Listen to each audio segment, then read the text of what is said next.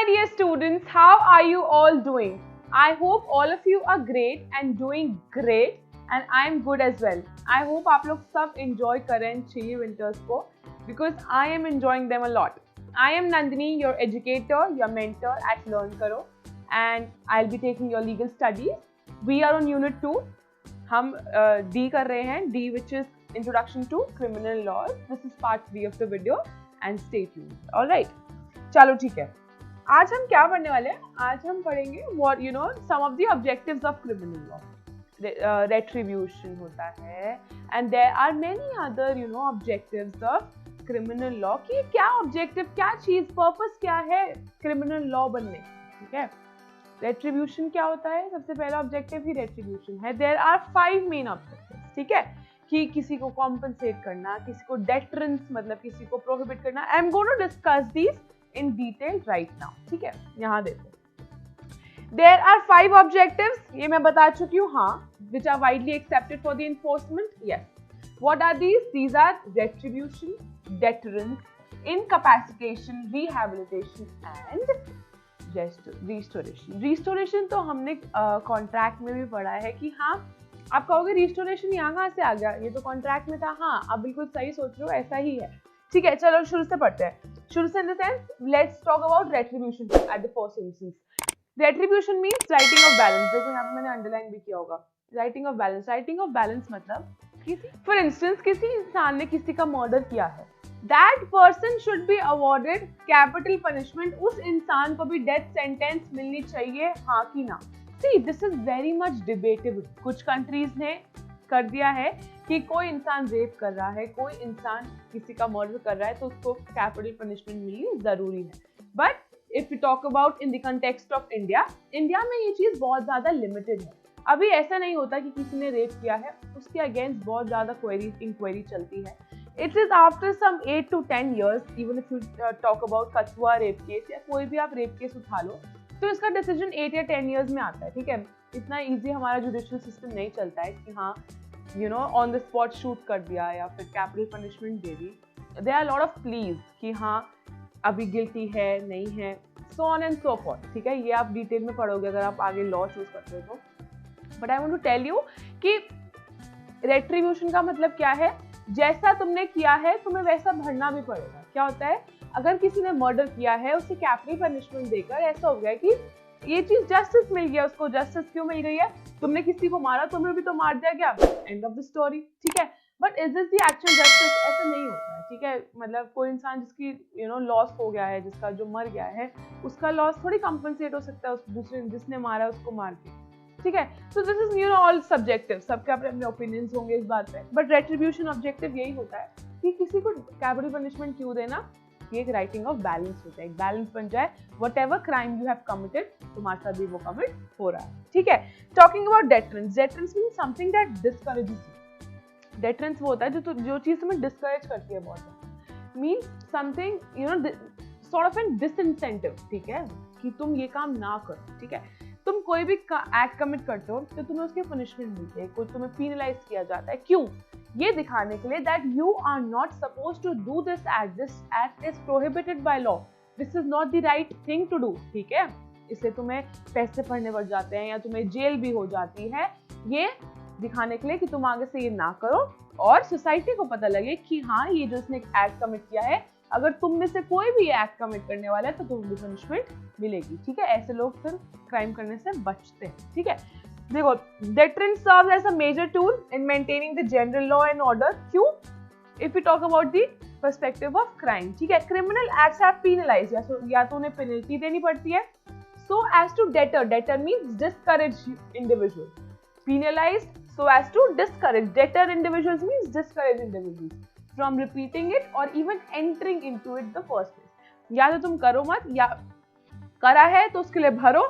और पहली बात तो करना ही नहीं चाहिए. You should have not done it at the first place. Alright, समझ आ रहा है ये?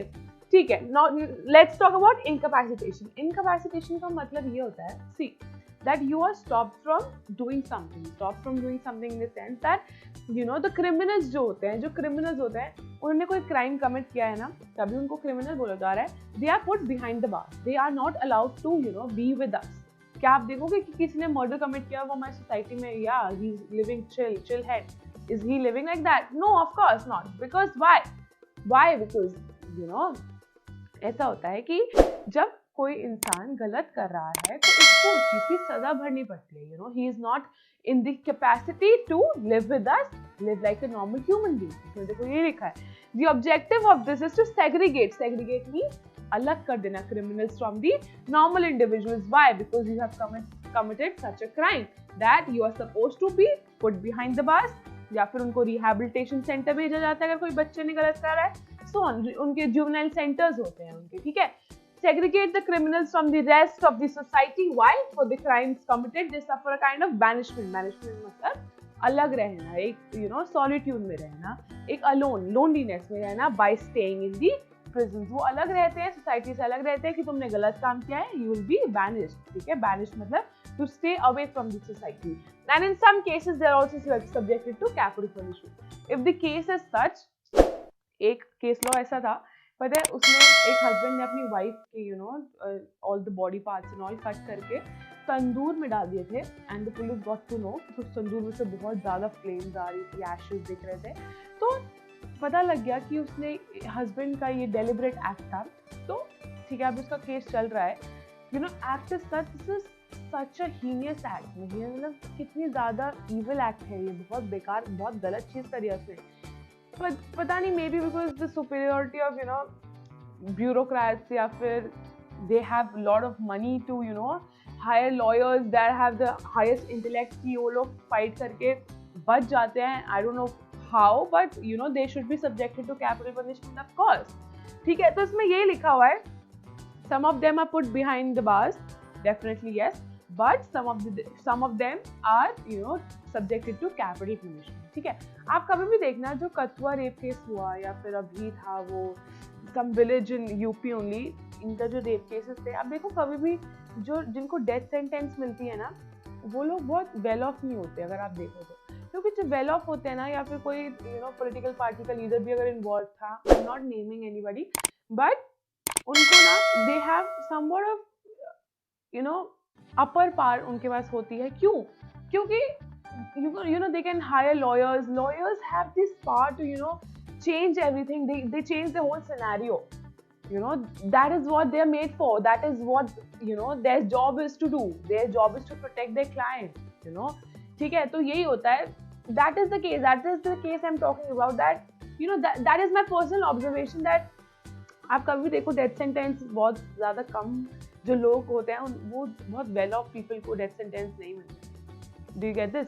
मतलब this is my personal observation, just a view that I wanted to share with you, ठीक है। Let's not get into this much more, ठीक है। You must read upon this कि किन किन लोगों को डेथ सेंटेंस अभी मिली है। अभी तो बहुत प्रेवलेंट हो गई है, पहले तो rapes and all were not even talked about, but now since the evident of media का आगे है, and media is here now, and media की वजह से अब बहुत ज़्यादा ये है कि हर चीज़ को उड़ाया जाता है in a good sense also, that people are now deterrence है, ऐसी लोग डरते हैं कोई क्राइम कमिट करने से, because they know they will be hang to death and so on like that. Let's talk about rehabilitation now.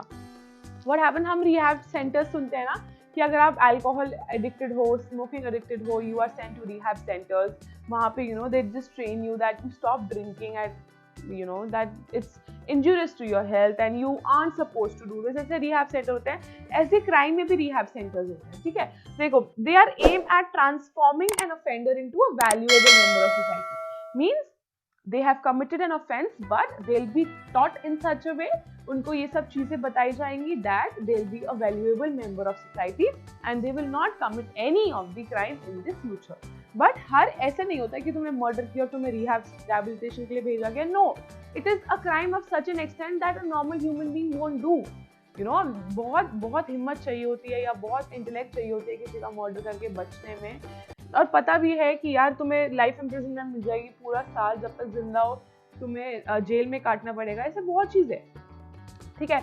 It's primary goal is to prevent further offence by convincing the offender that their conduct was wrong. जिसने गलत किया उसे बताएंगे कि तुमने गलत किया है, you aren't supposed to do this, तुमने गलत किया है, और तुम्हें बिल्कुल ये करना नहीं है। This is bad for the society, this is bad for you, this is bad for everyone, ठीक है। जिसके साथ हुआ है, जिसके साथ हो सकता है, तो रिहैब सेंटर का काम यही होता है। ये याद रखना, रिहैब सेंटर जैसे अल्कोहल के लिए होते हैं, स्मोकिंग के लिए होते हैं, ड्रग्स के लिए होते हैं, ऐसे रिहैब सेंटर्स क्राइम के लिए भी होते हैं। Talking about restoration, restoration is a concept of contract law, but ये मर्ज हो जाता है क्रिमिनल लॉ के साथ, कि restoration means to put you in a situation that you were in before, मतलब कि अगर तुम्हें कोई नुकसान हुआ है उसके लिए तुम्हें पेनल्टी मिलेगी, पैसा मिलेगा, so that you are restored. Restored मतलब जैसी तुम्हारी कंडीशन पहले थी तुम वैसे हो जाओ, तुम्हें कोई भी नुकसान झेलना ना पड़े, तुम्हें कोई भी लॉस ना हो, ठीक है। देखो इसमें ये लिखा है, goal is to repair through state, या स्टेट अथॉरिटी करती है ऐसे, ठीक है, any injury inflicted by the victim. For example, देखो एग्जाम्पल दिया है, कोई चोरी कर रहा है, एम्बेजल, एम्बेजल मतलब चोरी करना, छोटे छोटे पैसे निकालते रहना, दिस कॉल्ड एम्बेजलिंग, ठीक है। Will be you know required to pay you back, जिसने भी तुम्हारी चोरी करी है वो तुम्हें पैसे वापस देगा, ठीक है। तो तुम पहले जैसे पोजीशन में होगे ना, तुम बेटर ऑफ कभी नहीं होगे, बट पुरानी सही सिचुएशन में आ जाओगे, ऑलराइट। देखो इसमें ये लिखा हुआ है, देखो लिखा होगा कहीं ना कहीं कि क्रिमिनल लॉ का नहीं है, it is combined with other main goals of criminal justice and is closely related to the concepts in the civil law. Contract law की बात हमने करी है, उसमें होता है रिस्टोरेशन, पैसे देने पड़ते हैं अगर तुमने ब्रीच ऑफ कॉन्ट्रैक्ट किया है, that is returning the victim his और हर ओरिजिनल पोजीशन। ओरिजिनल पोजीशन बहुत इंपॉर्टेंट वर्ड है, इसको ऐसे लिख के आओगे तो अच्छा रहेगा, ठीक है। यहाँ पे लिखा होगा, देखो इम्प्रॉपरली एक्वायर्ड, जो इंसान चोरी कर रहा है वो कमा थोड़ी रहा है, वो तो चोरी कर रहा है, इसका मतलब इम्प्रॉपरली एक्वायर्ड ही है ना वो पैसा, तो वो पैसा वापस करेगा, ठीक है। समझ आया इतनी बात, ठीक है। नेक्स्ट चलो नेक्स्ट देखते हैं, what is criminal law. Criminal law के 3 पर्पस है। पहले तो किसी क्राइम को डिफाइन करना, उसकी पनिशमेंट बताना, उसके क्या क्या प्रोसीजर्स हैं, सच एज ट्रायल कैसे होगा, इन्वेस्टिगेशन कैसे होगी, इंक्वायरी कैसे होगी, ये सब चीजें थर्ड चीज है। देखो ये लिखा होगा यहाँ पे, first to define a variety of crimes, ठीक है, पहले डिफाइन करता है क्रिमिनल लॉ, ऑब्जेक्टिव है इसका, पर्पस है, थेफ्ट है, चीटिंग है, मर्डर है, अंडर आर्टिकल 378 शायद से में डिफाइन होता है, 379 में इसकी पनिशमेंट बताई हुई है, आईपीसी की बात कर रही हूँ मैं, इंडियन पीनल कोड, ठीक है। अभी आगे देखेंगे, आएगा ये, छोड़ो इसे, ठीक है। Second to prescribe appropriate punishment, क्या पनिशमेंट होनी चाहिए, इम्प्रिजनमेंट होना चाहिए, अगर थेफ्ट किया है तुमने तो इम्प्रिजनमेंट अप टू 3 years होती है, पेनल्टी अलग देनी पड़ती है या दोनों देना पड़ता है, ऐसे होता है। एग्जाम्पल इम्प्रिजनमेंट देना पड़ता है, फाइन है, या फिर एक सूटेबल इन्वेस्टिगेशन या ट्रायल प्रोसीजर्स। ट्रायल प्रोसीजर्स क्या होते हैं, ट्रायल प्रोसीजर्स आर दोज जो कि जजेस सिटिंग, दोनों लॉयर्स अपनी बात लेकर आ रहे हैं, एक प्रोसीजर होता है कि एक रिपोर्ट सबमिट होती है, ये सब चीजें हम अभी पढ़ेंगे आगे, ठीक है। Trial is this only where adjudication हमने पढ़ा था ना, यही है ट्रायल प्रोसीजर, जहाँ पे एक प्रोसिक्यूशन के ऊपर सारा बर्डन होता है, वो अपनी बात रखता है, फिर एविडेंसेस आते हैं, ये सब चीजें अभी हम पढ़ेंगे, ट्रायल प्रोसीजर भी हम अभी पढ़ने वाले हैं, ठीक है। थोड़ा शॉर्ट में बता रही थी। सूटेबल इन्वेस्टिगेशन होता है, इन्वेस्टिगेट कैसे करना है, कहाँ कहाँ जाना है, कहाँ कहाँ चीजें देखनी है, ठीक है, ये सब चीजें इन्वेस्टिगेशन में आती हैं। Sources of criminal law, criminal law सिर्फ एक सोर्स से नहीं आया, ऐसे नहीं कि यहाँ से बन गया या फिर एक जगह से बन गया, ये नहीं कि क्रिमिनल लॉ पढ़ के हम लोग एक बात सोचते हैं Indian penal code 1860, no, it is not limited to this, it is beyond this, ठीक है। क्रिमिनल लॉ की अगर हम सोर्सेज देखें, there are several legislations dealing with criminal law, बहुत सारे लेजिस्लेशंस ऐसे हैं, one of them is Indian penal code 1860, definitely हाँ, ये वन ऑफ द सोर्सेज है, इंपॉर्टेंट है, बट हाँ ठीक है, it is one of the sources, और भी है, ठीक है। ये डिफाइन करता है various crimes as well as उनकी पनिशमेंट्स क्या, ठीक है। और एक है CRPC, CRPC is code of criminal procedure, year 1973 है, ठीक है, ईयर याद रखना बहुत इंपॉर्टेंट है।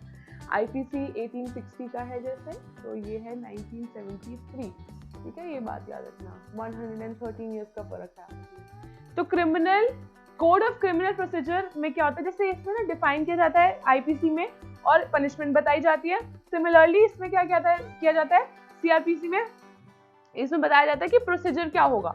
अब ऐसे तो नहीं है ना किसी ने क्राइम कमिट कर दिया, चलो कोर्ट में चलो, ऐसे नहीं होता है। क्या होता है, पहले जिसने क्राइम कमिट किया उसके अगेंस्ट एफआईआर होती है, या पुलिस खुद इन्वेस्टिगेट कर सकते हैं कि हाँ इसने क्राइम कमिट किया है। बहुत सारे सिचुएशंस होते हैं जो हम अभी आगे पढ़ने वाले हैं, बट डायरेक्टली ऐसा नहीं होता है कि सब लोग कोर्ट में भाग रहे हैं, अभी क्राइम कमिट हुआ है चलो चलो कोर्ट में चलो। It is a long procedure, specially in India. India में जस्टिस इतनी आसानी से नहीं मिलती। I don't know for whatever reason इतने सारे केसेस पेंडिंग हैं। अब तो फास्ट ट्रैक कोर्ट्स भी बन रहे हैं कि हाँ इनको ट्रैक करो और जल्दी जल्दी ख़त्म करो। ख़त्म ये नहीं कि बिल्कुल बस मतलब काम निपटाओ वाला चीज़ नहीं है, बट एटलीस्ट अच्छे से जस्टिस भी मिल जाए और टाइमली सब काम। ऑलराइट, ठीक है। सीआरपीसी में देखो यहाँ पे डेफिनेशन लिखा हुआ है, तो इसमें लिखा होगा प्रोसीजर बताता है फॉर बोथ द पुलिस या फिर ट्रायल ऑफ ऑफेंसेस। कैसे ट्रायल किया जाएगा, कैसे फर्स्ट स्टेप क्या है, या फिर नेक्स्ट किसको बोलना है, क्या एविडेंस एडमिसिबल है, ये सब चीज़ें हम अभी पढ़ने वाले हैं, ठीक है। और इन्वेस्टिगेट कैसे करना है, ये सब प्रोसीजर्स बताता है और ये डिफाइन करता है और ये पनिशमेंट बताता है। इंडियन पीनल कोड में अगर लिखा हुआ है for instance theft is this, चलो इसे छोड़ो, अब आगे बढ़ेंगे। देखो यहाँ पे लिखा होगा, इंडियन पीनल कोड के बारे में पढ़ेंगे तब बताऊंगा, ठीक है। फिर समझना कि हाँ आपने बताया भाई। In addition to following legislations are also important. In addition to whatever we have read, IPC हमने पढ़ा 1860, Code of Criminal Procedure 1973 याद है, ये दोनों हमने पढ़े हैं। Besides these, there are more legislations जो हमने अडॉप्ट करे हुए हैं for crime के मैटर के।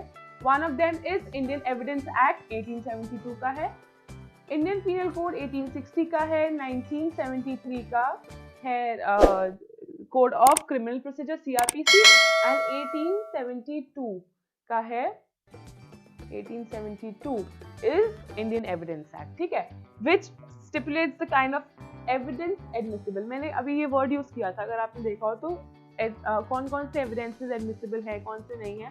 हम इंडियन एविडेंस एक्ट के बारे में आगे डेफिनेटली पढ़ने वाले हैं, may be in the upcoming video.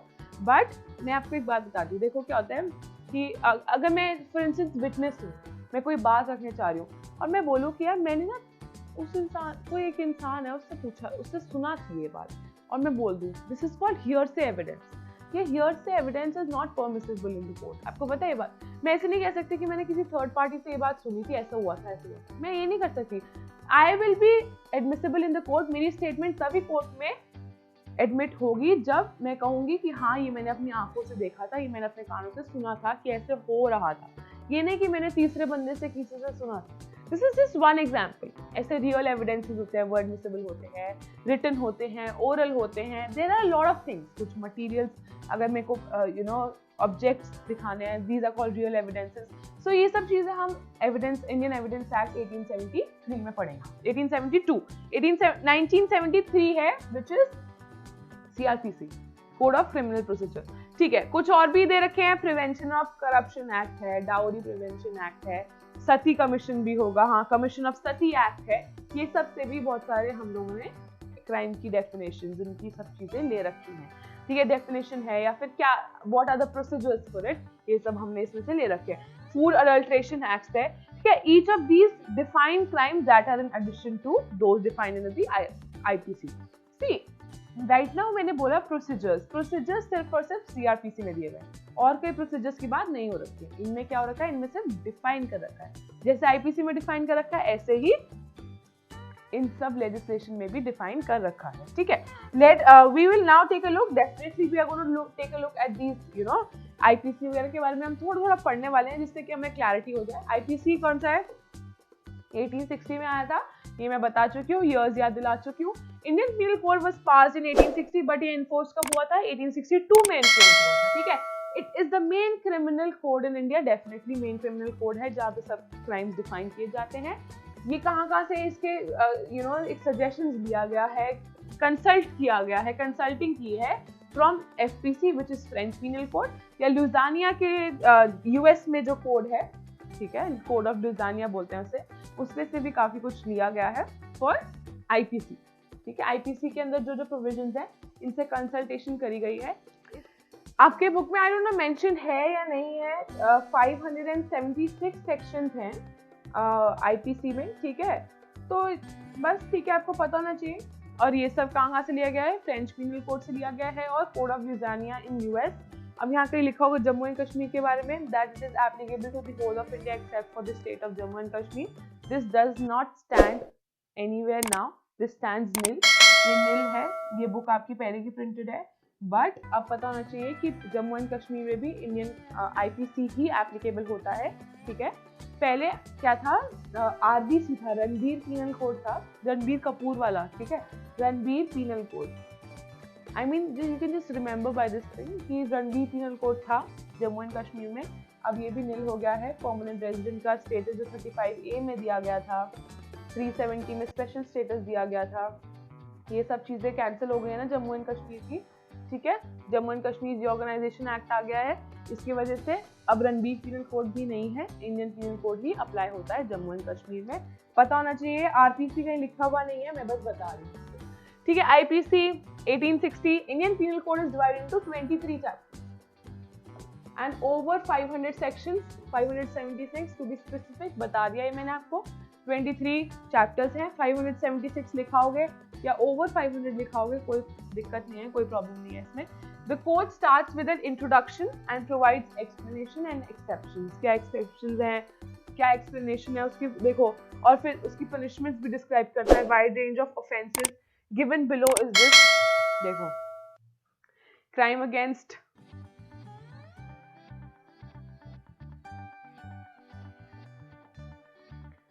ये देखो, क्राइम अगेंस्ट बॉडी मर्डर है, कल्पेबल होमिसाइड है. मर्डर और कल्पेबल होमिसाइड में फर्क होता है, अभी जाने की जरूरत नहीं है. ज्यादा इंटेंशन हो तो वो मर्डर हो जाता है, वैसे कल्पेबल होमिसाइड बोला जाता है. ये सब चीजें यू नीड नॉट नो वैसे तो. बट क्राइम अगेंस्ट प्रॉपर्टी है, डिफॉल्टी है, रॉबरी, थेफ्ट, ये सब किस में आता है, प्रॉपर्टी के अगेंस्ट. पब्लिक ऑर्डर में आता है राइट्स, आर्सन, जो प्रॉपर्टी को आग लगा देते हैं, दिस इज आर्सन. ठीक है, इकोनॉमिक क्राइम्स होते हैं, चीटिंग, काउंटरफीटिंग, मतलब नकली नोट चलाना, नकली नोट के यूज करना, उनकी प्रिंटिंग करना. Crime against women, rape, dowry deaths. ठीक है, उनका हैरेसमेंट, सेक्सुअल हैरेसमेंट की बात हो सकती है. चिल्ड्रन के बारे में है तो इनको रैगिंग करना, इनके abetment to suicide, infanticide, buying of girls, ये सब. अदर IPC क्राइम्स में आ जाते हैं, डेथ बाय नेग्लिजेंस है या फिर डेथ बाय रैश ड्राइविंग है, ये सब चीज़ें अदर IPC क्राइम्स में आती है. ग्रीवियस हर्ट भी शायद इसमें आता है, एक बार चेक कर लेना. यू नीड नॉट नो, अगर बुक में मेंशन नहीं है, पता नहीं होना चाहिए, बट एक बार you can have a look upon this. I don't find it very very important, but फिर भी बता दिया इस चीज़ को.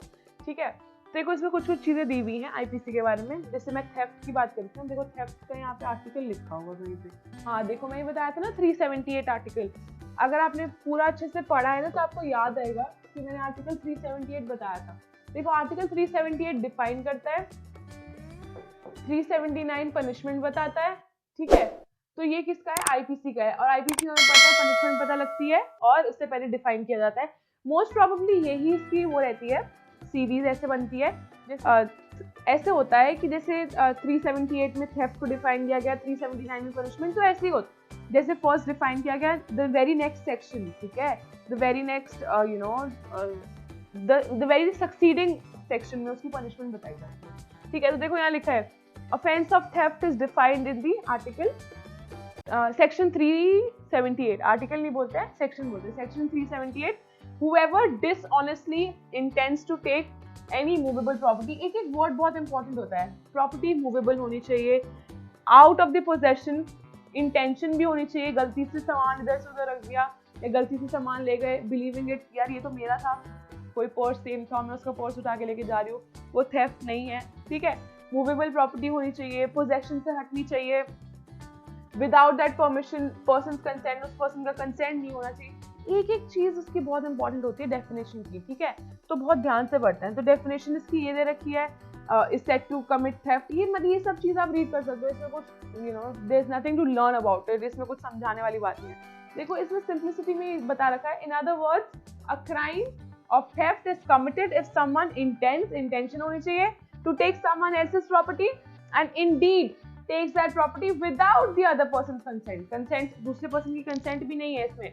Merely intending to take somebody's property without actually going ahead with the act does not amount to theft. मैंने अगर कोई सामान रखा है और मैंने बेड के नीचे संभाल दिया कि मैं जाते वक्त ले जाऊंगी चोरी करने के लिए और मैं लेकर नहीं गई, तो मैंने मेनली मैं सिर्फ चाहती थी ले जाना, मैं लेकर तो नहीं गई, तो थेफ्ट नहीं है.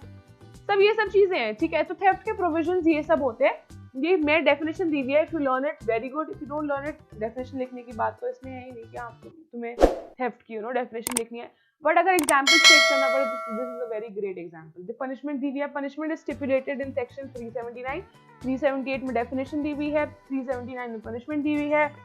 whoever commits theft shall be imprisoned with a term of 3 years, है ना, for a term which may extend to 3 years, up to 3 years की बात हो रखी है।